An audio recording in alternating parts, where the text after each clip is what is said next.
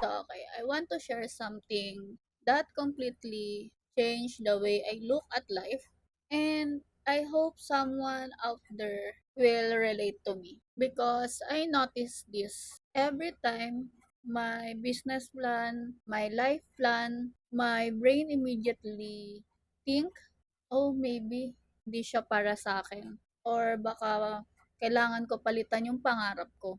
And that feeling, that feels sucks, right? Because that one decision didn't give me the result I wanted. One opportunity didn't work out, one plan failed, and for a moment, I always questioned myself, my own dream.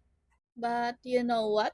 Okay, this is how I changed my perspective.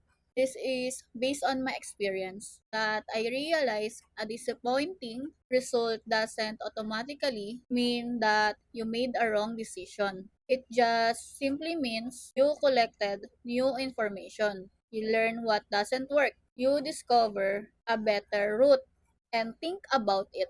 If your destination is financial freedom, doesn't really matter if you get through a business, career, freelancing, or investing stocks, right?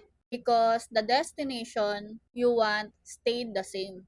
And the route just changed. And that's where people most quit because they confuse a failed strategy with a failed dream. But opportunity thinking taught me something different, that don't let one outcome convince you to abandon the destination because the life you want isn't rejecting your dream. It's just redirecting your approach. Okay?